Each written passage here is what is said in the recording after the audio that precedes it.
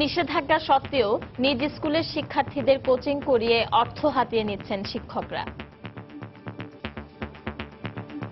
আসলে এটা ব্যবসা। স্কুলে যদি ভালোভাবে পড়ায় তাহলে আমাদের এই কোচিং এর জন্য দৌড়াতেও হয় না।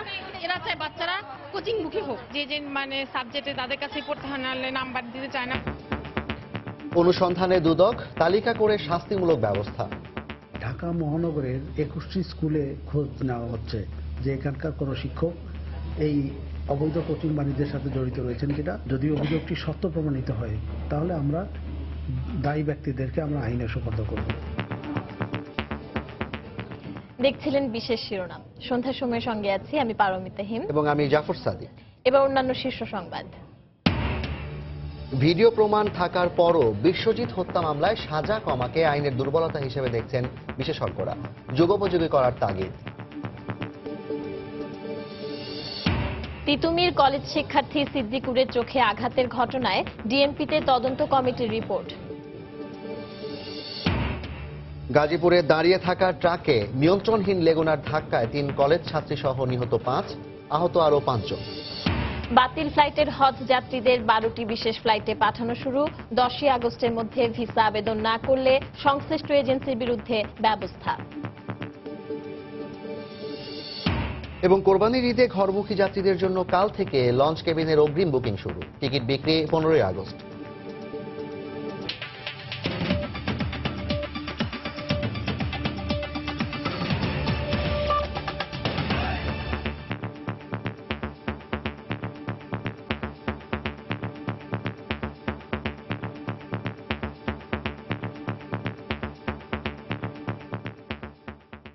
ভিডিও প্রমাণ থাকার পরেও বিশ্বজিৎ হত্যা মামলার সাজা কমাকে আইনের দুর্বলতা হিসেবে দেখছেন বিশেষজ্ঞরা।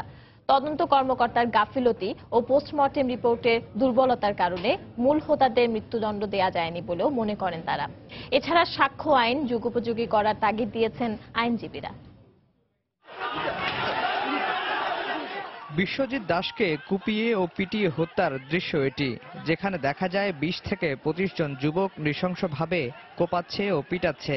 এ দৃশ্য ওই দিন সকল গণমাধ্যমে প্রচারিত হয়। হতবাক হয় পুরো জাতি। ঘটনার 1 বছরের মাথায় 8 জনকে মৃত্যুদণ্ড ও 13 জনকে যাবজ্জীবন কারাদণ্ড দিয়েছিল বিচারিক আদালত। কিন্তু হাইকোর্টে এসে 4 জনের সাজা কমে যাবজ্জীবন কারাদণ্ড হয়। 2 জন পান খালাস আর দণ্ড বহাল থাকে 2 জনের। সাজা কমার পেছনে তদন্ত কর্মকর্তার তদন্তের ত্রুটি ও ময়নাতদন্ত সুরতহাল রিপোর্টে অসঙ্গতির কথা বলেছেন উচ্চ আদালত।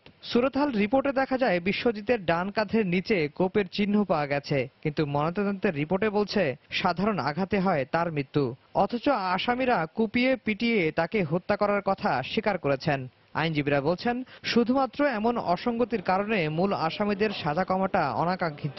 এই যে ভিডিও ফুটেজ বা ইলেকট্রনিক্স বা মিডিয়ার যে এগুলোকে সাক্ষ্য হিসেবে গ্রহণ করার বাধা তো আমি কিছু দেখি না, বরঞ্চ মানুষ ভুলভাবে বলতে পারে, কিন্তু এই ছবিগুলো তো ভুল বলবে না। রামদা হাতে থাক বা না থাক, তলোয়ার বা ছুরি হাতে থাক আর না থাক, এইখানে যাদের দেখা গেছে তারা কম বেশি সবাই ইনভলভ। সেইটার এভিডেন্স হিসাবে কোর্ট নেবে না কেন?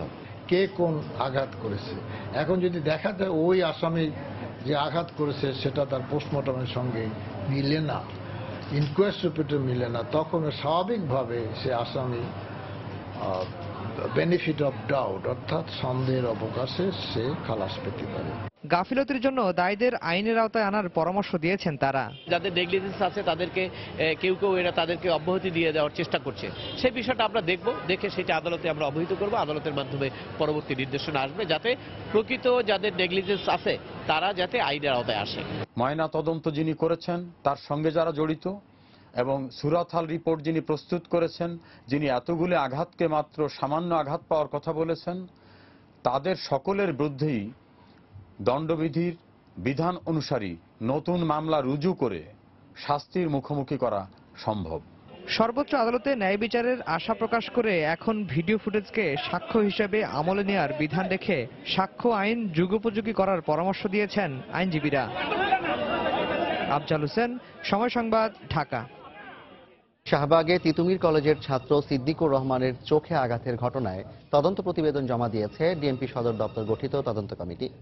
বিষয়টি সময় সংবাদকে নিশ্চিত করেছে ডিএমপির যুগ্ম কমিশনার ও তদন্ত কমিটির প্রধান মীর রেজাউল আলম। তদন্ত প্রতিবেদনে 7 পুলিশকে অভিযুক্ত করা হয়েছে বলে জানা গেছে। এদিকে চেন্নাইয়ে চিকিৎসাধীন সিদ্দিকের বাম চোখের কিছুটা উন্নতি হয়েছে বলে জানিয়েছেন তার চিকিৎসক জাহিদ হাসান। গত 20 জুলাই ঢাকা বিশ্ববিদ্যালয়ের অধিভুক্ত 7 সরকারি কলেজের পরীক্ষার সময়সূচি ঘোষণার দাবিতে শাহবাগে বিক্ষোভ করে শিক্ষার্থীরা। বিক্ষোভে অন্যান্য শিক্ষার্থীদের সাথে অংশগ্রহণ করে তিতুমির কলেজের শিক্ষার্থী সিদ্দিকুর রহমান। বিক্ষোভের এক পর্যায়ে পুলিশের ছোড়া টিয়ার সেলে চোখে আঘাত পায় সিদ্দিকুর। প্রথমে ফুলের টবের আঘাতে সিদ্দিক আঘাত পায় বলে পুলিশের পক্ষ থেকে জানানো হলেও বিভিন্ন মিডিয়ায় ভিডিও ফুটেজে স্পষ্ট দেখা যায় বিক্ষোভের সময় খুব কাছ থেকে পুলিশের ছোড়া টিয়ার সেল সিদ্দিকুরের চোখে লাগে। ঘটনাটি নিয়ে দেশজুড়ে ব্যাপক সমালোচনা হয়। এরপর তড়িঘড়ি করে ডিএমপি কমিশনারের নির্দেশে সদর দপ্তরের একটি তদন্ত কমিটি এবং রমনা বিভাগের পক্ষ থেকে গঠন করা হয় আরেকটি তদন্ত কমিটি। ডিএমপি সদর দপ্তরের কমিটি তদন্ত প্রতিবেদন জমা দিলেও কয়েক দফা সময় বাড়িয়ে এখনো তদন্ত প্রতিবেদন দিতে পারেনি পুলিশের রমনা বিভাগের পক্ষ থেকে করা তদন্ত কমিটি। এদিকে বিভিন্ন গণমাধ্যমের খবরে জানা গেছে পুলিশের ছোড়া টিয়ার সেলের আঘাতেই সিদ্দিকের চোখ ক্ষতিগ্রস্ত হয়েছে বলে তদন্তে পাওয়া গেছে। এছাড়াও ঘটনার দিন দায়িত্বরত থানার পুলিশ ও দাঙ্গা দমন পুলিশের কর্তব্যেও অবহেলা পাওয়া গেছে। এ কারণে শাহবাগ থানা পরিদর্শক তদন্ত আবু জাফর আলী বিশ্বাস ও পরিদর্শক অভিযান আবুল কালাম আজাদ এবং দাঙ্গা দমন পুলিশের 5 কনস্টেবলকে অভিযুক্ত করা হয়েছে। সিদ্দিককে টিয়ার সেল নিক্ষেপকারী পুলিশ সদস্যকেও চিহ্নিত করা হয়েছে বলে জানা গেছে। তবে তদন্ত প্রতিবেদনের বিষয়ে পুলিশের পক্ষ থেকে কথা বলতে অস্বীকৃতি জানানো হয়। আমরা পুলিশ কমিশনারকে অ্যাড্রেস জমা দিয়েছি, এখন হয়তো বাকিটা অথরিটি দেখবেন আর কি। পুলিশের কয়জনকে আপনারা অভিযুক্ত করেছেন? না, আমরা তো তদন্ত কমিশনার হিসাবে কোনো কমেন্ট করতে পারবো না। কি করেছি না করেছি এটা অথরিটি বলবেন, আমরা কিছুই বলবো না। এদিকে চেন্নাইয়ে চিকিৎসাধীন সিদ্দিকের সাথে থাকা চিকিৎসক জাহিদ হাসান জানান অস্ত্রোপচারের পর সিদ্দিকের বাম চোখের কিছুটা উন্নতি হয়েছে। আমাদের আরো 4 to 6 weeks ওয়েট করতে হবে। তো আগে থেকে তার অবস্থা একটু ভালো, আগে তো আলো দেখতো না, এখন একটু আলো দেখেছে। চিকিৎসা শেষে 11 আগস্ট সিদ্দিকের ভারত থেকে দেশে ফেরার কথা রয়েছে বলে জানান তিনি। শাহরিয়ার জামান দ্বীপ, সময় সংবাদ, ঢাকা। নিষেধাজ্ঞা অমান্য করেই দিনের পর দিন নিজ স্কুলের শিক্ষার্থীদের কোচিং করিয়ে অর্থ কামাচ্ছেন শিক্ষকরা। ঢাকার এমন 21 স্কুলের শিক্ষকদের বিরুদ্ধে অনুসন্ধান করতে মাঠে নেমেছে দুর্নীতি দমন কমিশন। প্রাথমিক পর্যায়ে শিক্ষকদের তালিকা তৈরি করে পরবর্তীতে শাস্তিমূলক ব্যবস্থা নেবে সংস্থাটি। বিস্তারিত জানাচ্ছেন বেলায়েত হোসেন। ভেতরে পড়াশোনায় ব্যস্ত সন্তান আর বাইরে মায়েদের অধীর অপেক্ষা। ক্লাস শেষে সন্তানকে নিয়ে ঘরে ফিরবেন। অপেক্ষাটা সেজন্য নয়, বরং দৌড়াতে হবে কোনো কোচিং সেন্টার কিংবা প্রাইভেট শিক্ষকের কাছে। ক্লাসে যেসব শিক্ষক ভালো করে পড়ান না, বাধ্য হয়েই কোচিং করাতে হয় এমন শিক্ষকদের কাছেই। আতঙ্ক পরীক্ষায় ফেল করিয়ে দেওয়া এবং নম্বর কম পাওয়া। ক্লাসে সেরকম মনোযোগী না, এরা চায় বাচ্চারা কোচিং মুখী হোক। এমন একটা বিষয় যে আমার ছেলেটা যখন খারাপ রেজাল্ট করবে সেটা কিন্তু আমিও মেনে নিতে পারবো না, এটার জন্যই প্রেশারটা দেয়া। 5টা সাবজেক্ট বলে তাকে 10,000 টাকা দিতে হবে, এটা সবার পক্ষে সম্ভব না। আসলে এটা ব্যবসা। স্কুলে যদি ভালোভাবে পড়ায় তাহলে আমাদের এই কোচিং এর জন্য দৌড়াতেও হয় না। যে মানে সাবজেক্টে তাদের কাছেই পড়তে হয়, নাহলে নাম্বার দিতে চায় না। শিক্ষা মন্ত্রণালয়ের জারিকৃত এক নীতিমালায় বলা হয়েছে শিক্ষকরা নিজ স্কুলের শিক্ষার্থীদের কোচিং করাতে পারবেন না, এমনকি স্কুল চলাকালীন সময়ে তিনি কোনো কোচিং এর সময়ও দিতে পারবেন না। কিন্তু এসবের তোয়াক্কা না করে রাজধানীর বিভিন্ন স্থানে গড়ে উঠেছে নামে বেনামে কোচিং সেন্টার, আর বাধ্য করা হচ্ছে শিক্ষার্থীদের। যেসব স্কুলের শিক্ষকরা নিজ প্রতিষ্ঠানের শিক্ষার্থীদের কোচিং করান এবং স্কুল চলাকালীন অন্য কোনো কোচিং এর সময় দেন, সেসব স্কুলের বিরুদ্ধে অনুসন্ধানে নেমেছে দুর্নীতি দমন কমিশন। গঠন করা হয়েছে বিশেষ টিম। একজন শিক্ষক তার নিজের স্কুলের ছাত্রছাত্রীকে কোচিং এ পড়াতে পারবে না। স্কুলের যে সময়, এই সময়ের মধ্যেও তারা কোচিং সেন্টারে যে পড়িয়ে আসছেন। অভিযোগগুলো অনুসন্ধান করার জন্য একটি টিম গঠন করে 5 সদস্যের। ঢাকা মহানগরের 21টি স্কুলে খোঁজ নেওয়া হচ্ছে যে এখানকার কোনো শিক্ষক এই অবৈধ কোচিং বাণিজ্যের সাথে জড়িত রয়েছেন কিনা। 21টি স্কুলের মধ্যে রয়েছে Motijheel ideal, Viqarunnisa Noon, Dhanmondi government boys, Azimpur government girls, Rajuk Uttara model এবং মণিপুর উচ্চ বিদ্যালয় ও কলেজ। প্রাথমিক জিজ্ঞাসাবাদের আওতায় আনা হবে এসব স্কুলের অভিযুক্ত শিক্ষকদের। পরে প্রয়োজনে জিজ্ঞাসাবাদ করা হবে ম্যানেজিং কমিটিকেও। অভিযোগ প্রমাণিত হলে জড়িতদের বিরুদ্ধে নেওয়া হবে শাস্তিমূলক ব্যবস্থা। জিজ্ঞাসাবাদের আওতায় আপাতত স্কুলের শিক্ষক যারা তারা পড়ছেন। পরবর্তীতে যদি দেখা যায় যে ম্যানেজিং কমিটির এখানে কোনো গাফিলতি বা যোগসাজশ রয়েছে, তাহলে ম্যানেজিং কমিটিও আওতায় চলে আসবে। এর আগে ঢাকা মহানগরীর 15টি শিক্ষা প্রতিষ্ঠানকে ভর্তি বাণিজ্য ও নানা অনিয়মের অভিযোগে সতর্ক করেছিল দুদক। বেলায়েত হোসাইন, সময় সংবাদ, ঢাকা। সন্ধ্যার সময় আরো থাকছে। নীলফামারীতে 7 মাসের অন্তঃসত্ত্বা নারীকে নির্যাতনের ঘটনায় গ্রেপ্তার 3, অভিযোগ অস্বীকার স্থানীয় আওয়ামী লীগ নেতার। 7টি দেশের নতুন 7টি স্থানে বাংলাদেশ মিশন স্থাপনের প্রস্তাব অনুমোদন দিয়েছে মন্ত্রিসভা। সকালে প্রধানমন্ত্রী শেখ হাসিনার সভাপতিত্বে সচিবালয় মন্ত্রিসভার নিয়মিত বৈঠকে অনুমোদন দেওয়া হয়। এই 7টি স্থানের মধ্যে রয়েছে Khartoum, Kabul, Freetown, Bucharest, Chennai, Sydney ও টরন্টো। এছাড়া নজরুল ইনস্টিটিউট আইন 2017 এর খসড়ার চূড়ান্ত অনুমোদন দেওয়া হয়। নতুন আইন অনুযায়ী নজরুল ইনস্টিটিউটের বোর্ডের সদস্য সংখ্যা 7 থেকে 9 জন করার সিদ্ধান্ত হয়েছে। অটিজম আক্রান্ত ব্যক্তিদের কল্যাণে নিরবচ্ছিন্ন ও উদ্ভাবনী কাজের স্বীকৃতি স্বরূপ ইন্টারন্যাশনাল চ্যাম্পিয়ন অ্যাওয়ার্ড পাওয়ায় প্রধানমন্ত্রীর কন্যা ও অটিজম বিশেষজ্ঞ সাইমা ওয়াজেদ পুতুলকে অভিনন্দন জানিয়েছে মন্ত্রিসভা। বৈঠক শেষে মন্ত্রিপরিষদ সচিব মোহাম্মদ শফিউল আলম সাংবাদিকদের এসব সিদ্ধান্তের কথা জানান। নজরুল ইনস্টিটিউট আইন 2017 খসড়ার চূড়ান্ত অনুমোদন। আগে বোর্ড যেটা ছিল সেটাতে 7 জন সদস্য ছিল, এখন 2 জন বাড়িয়ে 9 জন করা হয়। Framework agreement on facilitation of cross border paperless trade in Asia and the Pacific এটাতে সই করবে মন্ত্রিসভা, এটাতে সম্মতি জ্ঞাপন করে। Kabul, Khartoum, Freetown, Bucharest, Chennai, Sydney ও টরন্টো। এর মধ্যে কিছু আছে যেমন আগে ছিল পরে বন্ধ হয়ে গেছে। যেসব হজ এজেন্সি এখনো যাত্রীদের ভিসার আবেদন করেনি তাদের আগামী 10ই আগস্ট পর্যন্ত সময় বেঁধে দিয়েছে ধর্ম মন্ত্রণালয়। এর মধ্যে আবেদন না করলে তাদের বিরুদ্ধে কঠোর ব্যবস্থা নেওয়ারও হুঁশিয়ারি দিয়েছেন সংশ্লিষ্ট কর্মকর্তারা। এদিকে হজ যাত্রী প্রতিস্থাপনের কোটা 4% থেকে বাড়িয়ে 10% করায় ভিসা জটিলতা অনেকটা কেটে গিয়েছে বলে জানিয়েছেন হাবের মহাসচিব। হজ যাত্রার 15তম দিনে সকাল থেকেই নির্দিষ্ট সময়ে ছেড়ে যায় সব ফ্লাইট।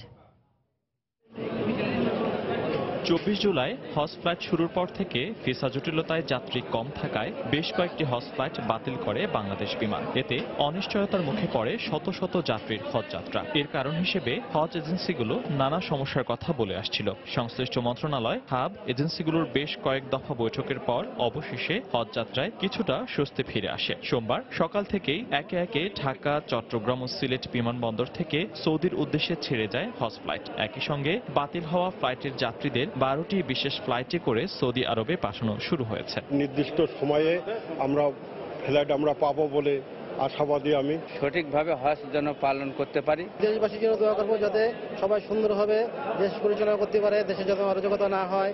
গত 15 দিনে হজের উদ্দেশ্যে বাংলাদেশ থেকে সৌদি আরব গিয়েছেন 44,576 জন হজযাত্রী। সব মিলিয়ে ভিসা পেয়েছেন 69,744 জন। তবে বাকি 57,410 জনের ভিসার আবেদন এখনো করেনি এজেন্সিগুলো। হজ ক্যাম্পের তথ্য বলছে 48টি হজ এজেন্সি শর্ত পূরণ না করায় তারা তাদের চুক্তিবদ্ধ যাত্রীদের ভিসা আবেদন করেননি। সোমবার এসব এজেন্সির সঙ্গে বৈঠক করে তাদের সময় বেঁধে দেওয়া হয়। সিদ্ধান্ত হয়েছে যে তারা প্রত্যেকেই আগামী 10 তারিখের মধ্যে ভিসা লজমেন্টের কাজ সম্পন্ন করবেন এবং 12 বা 13 তারিখের মধ্যে তারা এই ভিসার জন্য পাসপোর্ট তারা সৌদি এম্বাসিতে প্রেরণের তারা সমস্ত কাজ করবেন। আর অন্যান্য যে সকল এজেন্সিগুলি এখন পর্যন্ত আমাদের কাছে উপস্থিত হননি, আজকে আসেন নাই, তাদেরকে আবার আমরা আগামীকালকে আহ্বান করেছি। এখানে আবার আগামীকাল সভা করব এবং তারা কেন আজকে অনুপস্থিত ছিলেন সেই ব্যাপারেও তাদেরকে আমরা জিজ্ঞাসা করব বা তাদের কাছ থেকে আমরা একটা ব্যাখ্যা চাই। হজযাত্রী প্রতিস্থাপনের কোটা 10% করায় অনেকের ভিসা পেতে সুবিধা হবে বলে দাবি করেন হাবের মহাসচিব। বাংলাদেশের অনেক জায়গায় বন্যার কারণে অনেক ক্ষয়ক্ষতি হয়েছে। এ কারণে অনেক হাজি সাহেবরা স্বপ্রণোদিত হয়েই যেতে চাচ্ছেন না বিধায় সে এই স্বপ্রণোদিতর বিষয়টা নিশ্চিত করে ওনাদের জায়গায় অন্য হাজি সাহেবানদের থেকে 10% রিপ্লেসমেন্ট। এর অর্থ এই নয় যে প্রতি এজেন্সি 10% রিপ্লেসমেন্ট নেবে না। যদি কোনো এজেন্সি তারপরেও কোনো অনিয়ম করে, কোনো ব্যত্যয় করে, তাহলে এজেন্সির বিরুদ্ধে কঠোর ব্যবস্থা নেওয়া হবে। খুব শিগগিরই সব হজযাত্রীর ভিসা প্রক্রিয়া সম্পন্ন করা সম্ভব হবে বলে আশা প্রকাশ করেন তিনি। ফয়সাল মোর্শেদ, সময় সংবাদ, ঢাকা। আদালতের অনুমতি না নিয়ে বিদেশ যাওয়ায় বিএনপি চেয়ারপারসন বেগম খালেদা জিয়ার জামিন বাতিল করে তার বিরুদ্ধে গ্রেফতারি পরোয়ানা জারির আবেদন বিষয়ে আদেশ দেওয়া হবে 17 আগস্ট। বেগম জিয়ার অনুপস্থিতিতে সকালে রাজধানীর বকশীবাজারে স্থাপিত অস্থায়ী বিশেষ জজ আদালতে শুরু হয় জিয়া অরফানেজ ট্রাস্ট ও জিয়া চ্যারিটেবল ট্রাস্ট দুর্নীতি মামলার এই দিনের কার্যক্রম। শুরুতেই জিয়া অরফানেজ ট্রাস্ট দুর্নীতি মামলায় বেগম জিয়ার বিরুদ্ধে গ্রেফতারি পরোয়ানা চেয়ে আবেদনের পক্ষে যুক্তি উপস্থাপন করা হয়। এ সময় উচ্চ আদালতে এ মামলার বিচারক পরিবর্তন সংক্রান্ত আবেদন উচ্চ আদালতে বিচারাধীন থাকায় মামলাটির কার্যক্রম আপাতত মুলতবি রাখার আবেদন জানান বেগম জিয়ার আইনজীবী। পরে এই সংক্রান্ত আদেশ 17 আগস্ট দেওয়া হবে বলে জানিয়ে ওই দিন পর্যন্ত দুর্নীতির 2 মামলার কার্যক্রম মুলতবি ঘোষণা করেন বিচারক ডক্টর মোহাম্মদ আখতারুজ্জামান।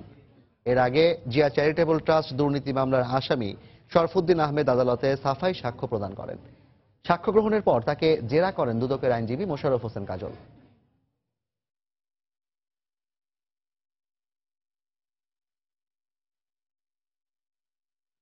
আদালত বা বিদেশিরা বিএনপিকে ক্ষমতায় বসাবে এমন স্বপ্ন দেখে কোনো লাভ হবে না বলে মন্তব্য করেছেন আওয়ামী লীগের সাধারণ সম্পাদক ওবায়দুল কাদের। বিকেলে ঢাকা বিশ্ববিদ্যালয়ের টিএসসি মিলনায়তনে ছাত্রী সমাবেশে এমন মন্তব্য করেন তিনি। এ সময় তিনি আরো বলেন, আন্দোলনে ব্যর্থ হয়ে বিএনপি প্রধানমন্ত্রী শেখ হাসিনাকে ক্ষমতাচ্যুত করার ষড়যন্ত্র করছে। আন্দোলনে ব্যর্থ হয়ে শেখ হাসিনা সরকারকে হটানোর জন্য ষড়যন্ত্রের পথ বেছে নিয়েছে। আদালত ক্ষমতায় বসাবে, বিদেশিরা ক্ষমতায় বসাবে, ও রঙিন খোয়াব এদেশে সফল হবে না। সংসদ ভেঙ্গে দেয়ার দিবা স্বপ্ন যারা দেখছেন তাদের এই রঙিন খোয়াব তাসের ঘরের মতো ভেঙ্গে যাবে। সংবিধানের ষোড়শ সংশোধনী বাতিল হওয়ায় বিএনপি আদালতের কাঁধে ভর করে ক্ষমতায় যাবার দিবা স্বপ্ন দেখছে বলে মন্তব্য করেছেন খাদ্যমন্ত্রী অ্যাডভোকেট কামরুল ইসলাম। বিকেলে রাজধানীতে শোক দিবসের এক আলোচনায় এই মন্তব্য করেন তিনি। এ সময় তিনি আরও বলেন, চলমান 2 মামলার বিচার প্রক্রিয়াকে শেষবারের মতো বাধাগ্রস্ত করতেই আদালতের অনুমতি না নিয়ে বিদেশে গেছেন বেগম খালেদা জিয়া। মামলাকে ডিলেটারি ট্যাকটিস করার জন্য যত রকম প্রসেস আছে, যত রকম পদ্ধতি আছে, সমস্ত পদ্ধতি তিনি অবলম্বন করেছেন। শেষ চেষ্টা হিসেবে মামলার কার্যক্রমকে বন্ধ রাখার জন্য তিনি এই পন্থা অবলম্বন করেছেন, আজকে বিদেশে পালিয়ে গেছেন। সুপ্রিম কোর্টের ষোড়শ সংশোধনী বাতিলের যে রায়, এই রায় ঘোষণা করার পর বিএনপির একটা আনন্দ উল্লাস আমরা লক্ষ্য করছি। বিএনপির ধারণা এই রায়ের মধ্য দিয়ে তাদেরকে আগামী দিনে খুব সহসাই কোর্টের মাধ্যমে হয়তো তারা বা কোনোভাবেই তারা হয়তো ক্ষমতায় বসে যাবেন। যারা স্বপ্ন দেখে কেউ তাদেরকে ক্ষমতায় বসিয়ে দেবে, পেছনের দরজা দিয়ে ক্ষমতায় আসার যারা স্বপ্ন দেখে তারা আহমকের স্বর্গে বাস করে, তাদের স্বপ্ন কখনো সফল হবে না। সন্ধ্যার সময় আরো থাকছে। টেস্টে 20 উইকেট নেওয়ার সামর্থ্য আছে টাইগার বোলারদের, বললেন অধিনায়ক মুশফিক। চট্টগ্রামে 3য় দিনের অনুশীলন।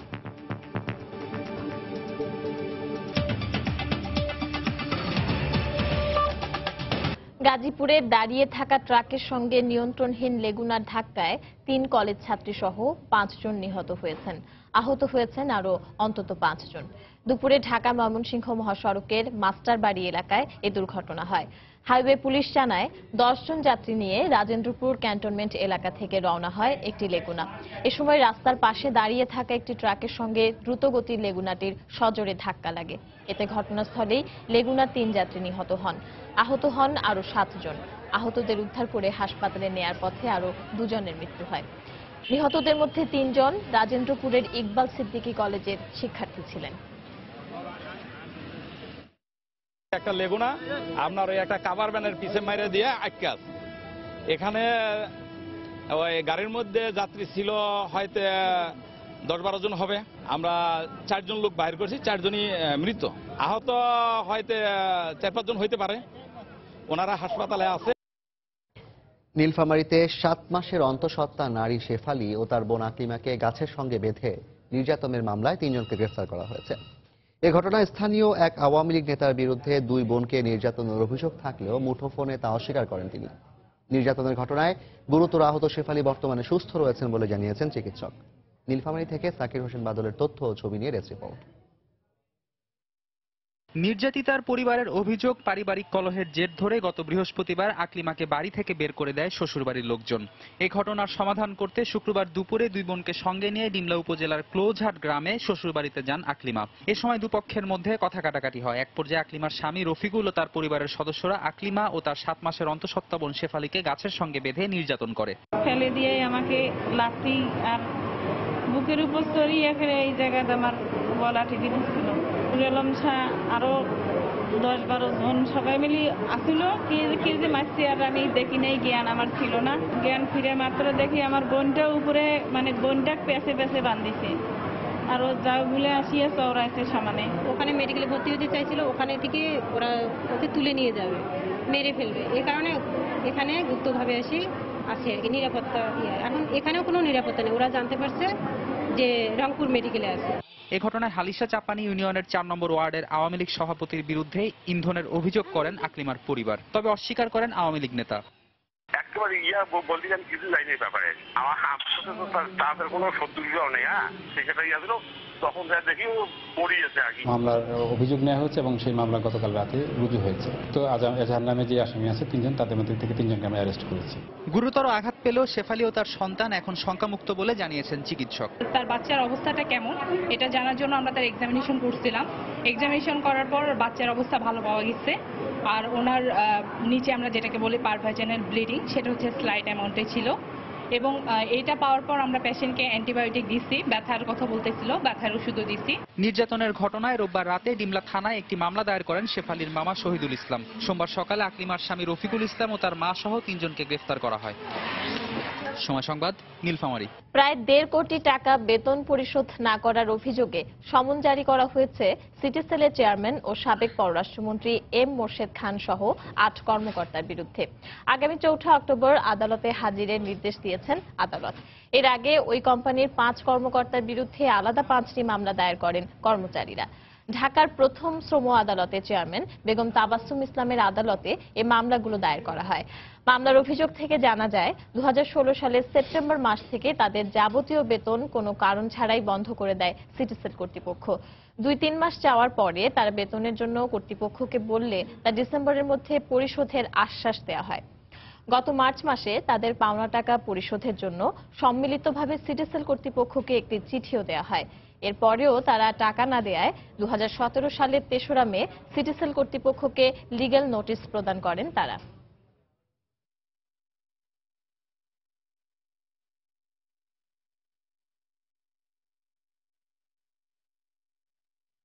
আগামীকাল থেকে শুরু হচ্ছে কোরবানির ঈদে ঘরমুখী যাত্রীদের লঞ্চের কেবিনের অগ্রিম টিকিট বুকিং। যাচাই বাছাই শেষে টিকিট বিক্রি শুরু হবে 15 আগস্ট থেকে। তবে কালোবাজারি ঠেকাতে নজরদারির কথা জানিয়েছে লঞ্চ কর্তৃপক্ষ। বরিশাল থেকে ফিরদৌস সোহাগের রিপোর্ট। ঈদের সময় ঢাকা বরিশাল নৌপথে লঞ্চের কেবিনের টিকিট পাওয়া যেন অনেকটা সোনার হরিণ। এ কারণে কবে অগ্রিম টিকিট ছাড়া হবে সে খবর জানতে ঈদের আগে ভাগেই যাত্রীরা যোগাযোগ শুরু করেন বুকিং কাউন্টারে। এই অবস্থায় লঞ্চ মালিকের সিদ্ধান্ত অনুযায়ী মঙ্গলবার থেকে শুরু হবে কেবিনের অগ্রিম টিকিটের বুকিং স্লিপ জমা নেওয়া। বুকিং স্লিপ যাচাই বাছাই শেষে যাত্রীদের হাতে টিকিট দেওয়া শুরু হবে 15 আগস্ট। 12 আগস্ট পর্যন্ত এই 5 দিন বুকিং স্লিপ জমা নেওয়া হবে। এরপর 15 আগস্ট থেকে শুরু হবে কেবিনের অগ্রিম টিকিট বিক্রি, চলবে 18 আগস্ট পর্যন্ত। যাত্রীদের সুবিধার্থে এবার আমরা লঞ্চের টিকিট অনলাইনেও বিক্রির ব্যবস্থা করেছি। সরকার নির্ধারিত মূল্যে কেবিনের টিকিট বিক্রি হবে। যাত্রী সেবায় আমরা সর্বদাই আন্তরিক রয়েছি। কেবিনের টিকিট যাতে কালোবাজারদের হাতে না যায় সেজন্য আমরা বরাবরের মতন এবারও যথাযথ পদক্ষেপ গ্রহণ করব।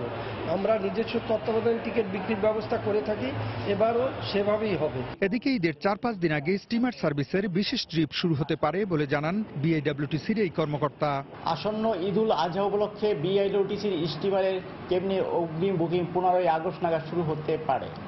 এই টিকিট পেতে হলে বিআইডব্লিউটিসি ঢাকাস্থ প্রধান কার্যালয় রকে রিজার্ভেশন শাখায় যোগাযোগ করতে হবে। এবার ঈদুল আজহায় ঢাকা বরিশাল রুটে 3টি ডে সার্ভিস সহ মোট 21টি লঞ্চ ও 6টি স্টিমার চলার কথা রয়েছে। ফিরদৌস সোহাগ, সময় সংবাদ, বরিশাল।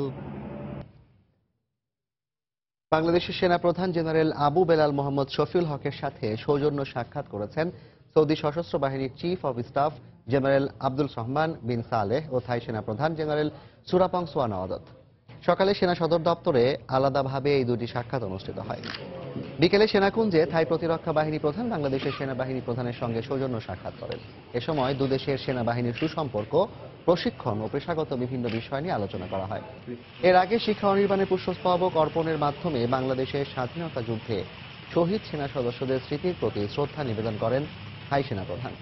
এরপর সেনাপ্রধানের সঙ্গে সৌজন্য সাক্ষাতে অংশ নেন সৌদি সশস্ত্র বাহিনীর chief of staff general Abdur Rahman bin Saleh. বৈঠক শেষে সেনাবাহিনীর একটি চৌকস দল গার্ড অব অনার প্রদান করেন তাকে।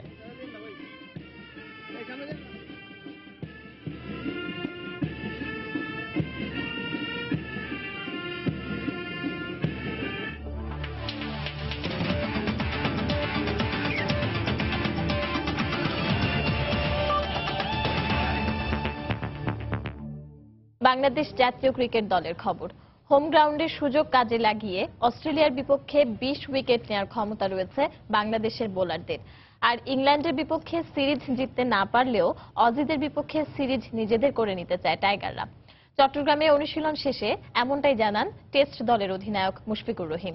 চট্টগ্রাম থেকে বিস্তারিত জানাচ্ছেন পার্থপ্রতিম বিশ্বাস।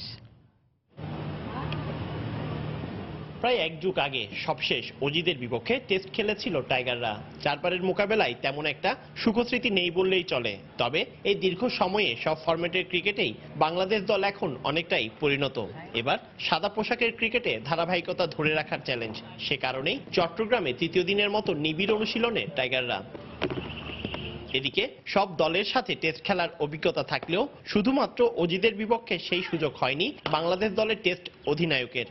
তাই আসন্ন সিরিজটা চ্যালেঞ্জিং উল্লেখ করে তিনি জানান, দলের সকল সদস্য ভালো খেললে অজিদের বিপক্ষে জয় পাওয়া সম্ভব। লাস্ট অলমোস্ট 2 বছর ধরে আমরা হোমে অ্যাটলিস্ট খুব ভালোভাবে সেটা ইউটিলাইজ করার সুযোগ অপরচুনিটি আমরা পাচ্ছি এবং করার সুযোগটা সেটা তৈরি করার সুযোগ পাচ্ছি আমরা, ব্যাটসম্যান বলেন বা বোলার। তো আমার মনে হয় এই কনফিডেন্সটা আমাদেরকে দিচ্ছে যে ইনশাল্লাহ আমরা এখন গিভেন ডেতে যদি খুবই ভালো খেলে সেটা অস্ট্রেলিয়া কেন যে কোনো ওয়ার্ল্ড ক্লাস টিমের সাথে আমরা ভালো খেলতে পারি। কারণ আমাদের কাছে এখন আল্লাহর রহমতে সেরকম কিছু ট্যালেন্টেড বোলারও আছে এবং কিছু ব্যাটসম্যান আছে, কিছু অলরাউন্ডার আছে, যেটা কিনা একটা টেস্ট টিমে খুবই প্রয়োজনীয়। শুধুমাত্র দলগত পারফরমেন্স নয়, নিজের সেরাটা উজাড় করে দেওয়ার ব্যাপারে আশাবাদী মুশফিক। আর হোম গ্রাউন্ডের সুযোগকে কাজে লাগিয়ে সাকিব, মোস্তাফিজরা অস্ট্রেলিয়ার বিপক্ষে 20 উইকেট নেওয়ার ক্ষমতা রাখেন বলে মনে করেন জাতীয় ক্রিকেট দলের টেস্ট অধিনায়ক। এখনো আমাদের বেস্ট সময় এটা, আমাদের এজ এ টেস্ট ইউনিট আমার মনে 20 উইকেট নেওয়ার কারণ আমাদেরকে অনেক ভ্যারাইটি আছে। মুস্তাফিজের মতো বোলার আছে, দেন মিরাজ আছে, দেন সাকিব আছে, তাইজুল আছে, দেন তাসকিন আছে, যেটা কিনা আমাদেরকে একটা 20 উইকেট নেওয়ার যে কোনো অপোনেন্টের সাথে আমার মনে হয় ডেফিনেটলি এটা কাজে দিবে। আগামী 9 আগস্ট থেকে জোহর আহমেদ চৌধুরী স্টেডিয়ামে শুরু হবে 3 দিনের প্রস্তুতি ম্যাচ। 11 বছর আগে 2006 সালে টেস্টে সর্বশেষ অজিদের মুখোমুখি হয়েছিল টাইগাররা। সেবার ফলাফল ভালো না হলেও এবার কিন্তু চিত্রটা সম্পূর্ণ বিপরীত। আর এত বছরে এখন অনেকটাই পরিণত টাইগাররা। আসন্ন টেস্ট সিরিজে অস্ট্রেলিয়ার বিপক্ষে টাইগাররা ভালো খেলবে, এই প্রত্যাশা এখন ক্রিকেট সমর্থকদের। চট্টগ্রামের জোহর আহমেদ চৌধুরী স্টেডিয়াম থেকে পার্থপ্রতিম বিশ্বাস, সময় সংবাদ। সন্ধ্যার সময় এ পর্যায়ের শীর্ষ সংবাদগুলো জানিয়ে দিচ্ছি আরেকবার। ভিডিও প্রমাণ থাকার পরেও বিশ্বজিৎ হত্যা মামলায় সাজা কমাকে আইনের দুর্বলতা হিসেবে দেখছেন বিশেষজ্ঞরা। যুগোপযোগী করার তাগিদ। তিতুমির কলেজ শিক্ষার্থী সিদ্দিকুরের চোখে আঘাতের ঘটনায় ডিএমপিতে তদন্ত কমিটির রিপোর্ট, 7 পুলিশ সদস্য অভিযুক্ত। নিষেধাজ্ঞা সত্ত্বেও নিজ স্কুলের শিক্ষার্থীদের কোচিং করিয়ে অর্থ হাতিয়ে নেওয়ার অভিযোগ শিক্ষকদের বিরুদ্ধে। অনুসন্ধানে দুদক। বাতিল ফ্লাইটের হজযাত্রীদের 12টি বিশেষ ফ্লাইটে পাঠানো শুরু। 10 আগস্টের মধ্যে ভিসা আবেদন না করলে সংশ্লিষ্ট এজেন্সির বিরুদ্ধে ব্যবস্থা। এবং কোরবানির ঈদে ঘরমুখী যাত্রীদের জন্য কাল থেকে লঞ্চ কেবিনের অগ্রিম বুকিং শুরু। টিকিট বিক্রি 15 আগস্ট। এই ছিল সন্ধ্যার সময়। যে কোনো খবর পেতে ভিজিট করুন সময়নিউজ.tv। সঙ্গে থাকুন সময়।